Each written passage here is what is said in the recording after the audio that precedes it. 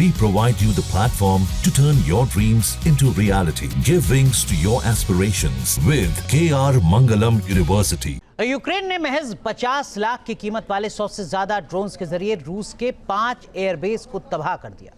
दावा तो यहां तक किया जा रहा है कि इस हमले में रूस के 41 एयरक्राफ्ट तबाह हो गए। यानी यूक्रेन ने रूस को करीब 50,000 करोड़ की चोट दे दी। यूक्रेन के इस हमले ने दुनिया को दिखा दिया कि आने वाले समय में जब जब युद्ध होगा, ड्रोन ही युद्ध की दशा और दिशा तय करेगा।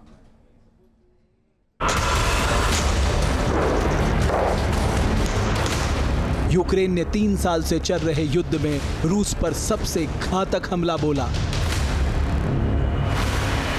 इस हमले में रूस के करीब 50,000 करोड़ रुपए स्वाहा हो गए। रविवार को किसी हॉलीवुड मूवी की तरह पहले से ही टारगेट के पास खड़े ट्रकों से ड्रोन निकले और रूस के 5 अलग अलग एयरबेस की तरफ उड़ान भरने लगे। ट्रकों से निकले इन्हीं स्वॉर्म ड्रोन यानी ड्रोन के झुंडों ने रूस के बड़े और महत्वपूर्ण एयरबेस को दहला दिया।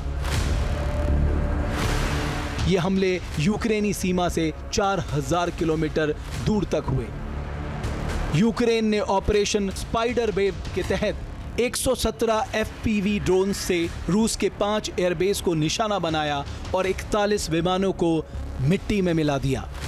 यूक्रेन ने जिन ड्रोन्स का इस्तेमाल किया उनकी कीमत महज 50 लाख रुपए थी, लेकिन इन्होंने रूस के करीब 50,000 करोड़ की कीमत वाले बमवर्षक विमानों को इतिहास बना दिया।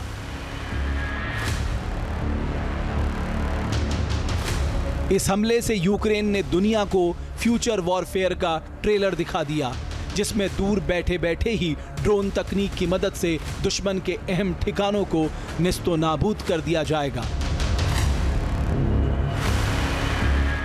इस ऑपरेशन की प्लानिंग और इसको जमीन पर उतारने में यूक्रेन को 1 साल 6 महीने और 9 दिन का लंबा वक्त लगा। हमले का नेतृत्व सिक्योरिटी सर्विसेज ऑफ यूक्रेन कर रही थी।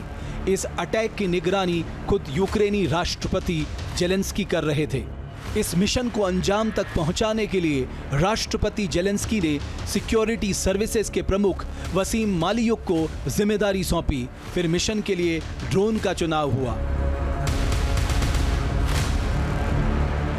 रूस पर अटैक के लिए यूक्रेन ने FPV यानी फर्स्ट पर्सन व्यू ड्रोन का इस्तेमाल किया। FPV ड्रोन को ट्रकों में रखे लकड़ी के मोबाइल केबिन में छिपाया गया।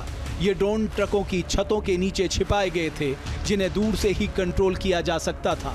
यूक्रेनी एजेंटों ने इन ट्रकों को रूस के अंदर पहुंचा दिया। फिर ये ट्रक रूसी सुरक्षा की हर बाधा पार करते हुए हजारों किलोमीटर दूर पहुंच गए। जब सही दिन और सही वक्त आया तो ट्रकों की छतें खुली और कामिकेज ड्रोन सीधे रूसी एयरबेस की तरफ उड़ान भरने लगे। फिर एयरबेस पे पहुंचकर रूस के एक एक बॉम्बर को तबाह करते चले गए। यूक्रेन का दावा है कि 5 एयरबेस पर खड़े करीब $7 अरब के रूसी विमानों को नुकसान पहुंचा। हमले के बाद सामने आए वीडियो में भी रूसी बॉम्बर विमान को धू-धू कर जलते हुए देखा गया।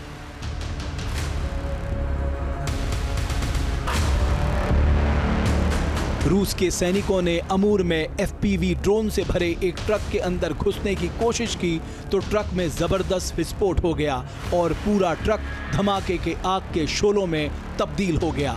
इस धमाके में रूसी सैनिकों के घायल होने की खबर है। यूक्रेन ने ड्रोन से भरे ट्रक कंटेनर अलग अलग एयरबेस और सैन्य ठिकानों पर भेजे थे, जहां इनके जरिए ड्रोन हमले को अंजाम दिया गया।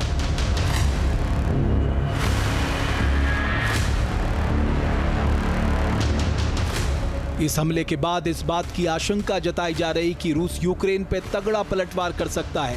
अमेरिकी विदेश मंत्री मार्को रूबियो और रूसी विदेश मंत्री सार्गेई लावरोव के बीच भी इस हमले को लेकर फोन पर बात हुई है। इस बातचीत में रूस ने साफ कर दिया है कि यूक्रेन को इस हमले की बड़ी कीमत चुकानी पड़ेगी।